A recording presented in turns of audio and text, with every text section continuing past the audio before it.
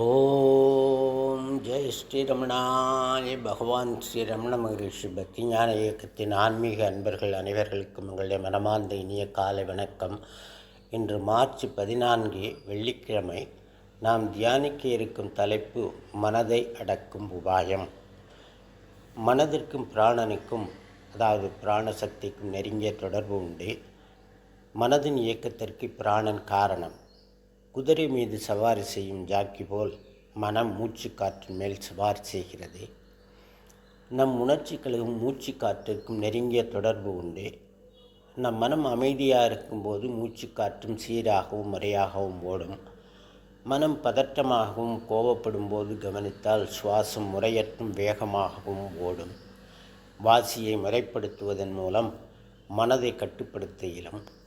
பதஞ்சலி முனிவரின் அட்டாங்க யோகத்தின் 4வது படிக்கல்லான பிராணாயாம பயிற்சி மனதை கட்டுப்படுத்தி சமாதி நிலைக்கு கொண்டு செல்லும் ஒரு அற்புத யோக பயிற்சி.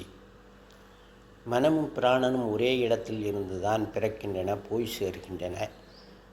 மனமும் பிராணனும் உதித்து ஒடுங்கும் இந்த இடம் தனி மனிதனின் உயிர் மையம், அதாவது இண்டிவிஜுவல் லைஃப் சென்டர் மட்டுமல்ல, அதுவே அவருள் இருக்கும் பிரபஞ்ச உயிர் மையமும் யூனிவர்சல் லைஃப் சென்டரும் ஆகும்.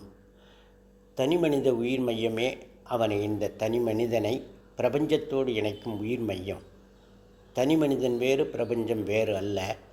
தன்னுள் உள்ள பிரபஞ்ச உயிர் மையத்தை கண்டு ஒருவன் தன்னை அதில் நிலைநிறுத்தி கொள்வானானால் பிரபஞ்ச பிராணசக்தி மையத்துடன் இணைந்து மரணமில்லா பெருவாழ்வு வாழ்வான் அவன். பிராணாயாம பயிற்சியில் மூச்சை உள்ளே இழுப்பதற்கு பூரகம் என்றும் வெளியே விடுவதற்கு ரேசகம் என்றும், மூச்சை சற்று உள்ளடக்கி வைத்திருப்பதற்கு கும்பகம் என்றும் பெயர்.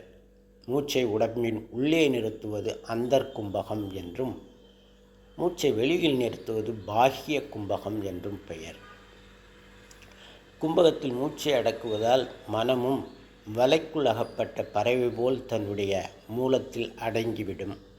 இதற்கு மனோலயம் என்பர். யோக முறையில் மனதை அடக்கும் உபாயம் இது. வலி உள்ளடக்க வலைபடுபு போல் மனமும் ஒடுக்குறும் உந்தீபெற, ஒடுக்க உபாயம் இது உந்தீபெற. மனோலயத்தில் அடங்கிய மனம் மூச்சு கிளம்பும்போது தானும் வீரியமாக மறுபடியும் கிளம்பிவிடும். எனவே மனோலயம் ஆத்ம சாட்சாத்காரம் கூட்டுவிக்காது. மனோ நாசம் மட்டுமே ஒருவனுக்கு நிரந்தர விடுதலை அளிக்கும் என்கிறார் பகவான் ரமணர். மனதின் உருவை மறவாது உசாவ, மனமென ஒன்றில்லை உந்திபெற மார்க்க நேர் யார்க்கும் இது உந்திபெற.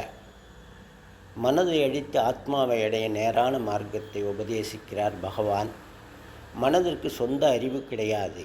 மனமானது கும்பத்தில் லயப்படும் போது தனக்கு அறிவு எதனிடந்து வருகின்றதோ அந்த மூல அறிவை நோக்கி சோர்வடையாமல் அவஸ்தைகளிலிருந்து விடுபட்டு மனதின் உருவம் எது, அதன் மூலம் எது என்று விசாரிக்க முடிவில் மனம் என்று தனியாக ஒன்று இல்லை என்பது தெரிய வரும். இதுவே எவர்க்கும் முக்தி அடைய எளிய வழியாகும். ஒரு குருவிற்கும் சீடனுக்குமான உரையாடல் இது. சீடன்: குருவே, சொர்க்கம் நரகம் என்று சொல்கிறார்களே, உண்டா? குரு: உண்டு. சீடன்: வேறு ஒரு குருவின் பெயரை சொல்லி அவர் இல்லை என்று சொல்கிறாரே சுவாமி. குரு: உனக்கு திருமணமாகிவிட்டதா? சீடன்: ஆம் குருவே. குரு: அந்த குருவிற்கு கல்யாணமாகிவிட்டதா? சீடன்: அவர் துறவி சாமி. குரு: அதனால்தான் அவருக்கு அப்படி, உனக்கு இப்படி. ஒரு ஒரிஜினல் கிரகஸ்தனுக்கு சொர்க்கம் நரகம் என்ற கேள்வியே எழாது. வாய்ப்பே இல்லை ராஜா. மனைவிக்கு தர்மபத்தினி என்று பெயர். கணவன் நரகத்தில், அதாவது சோகத்தில் தவித்தால் மீட்டு அவனை சொர்க்கத்திற்கு இட்டு செல்லவும், கணவன் சொர்க்கத்தில், அதாவது சந்தோஷத்தில் மிதந்தால் அங்கிருந்து மீட்டு பூமிக்கு கொண்டு வந்து ஒருவரை சமநிலைப்படுத்தும் ஞானியின் ஸ்தானம் வகிப்பவள் தர்மபத்தினி. பாவம், அந்த சீடன் அனுபவம் இல்லாதவன். அதனால்தான் சொர்க்கம் நரகம் என்ற கேள்வியை எழுப்புகிறார். ஒரு உண்மையான கிரகஸ்தனே முழுமையான ஞானியும் ஆவான். ஓம் தத் சத். நாளை வேறொரு தலைப்பில் தியானிக்கலாம். நண்பர்களே, வணக்கம், நன்றி.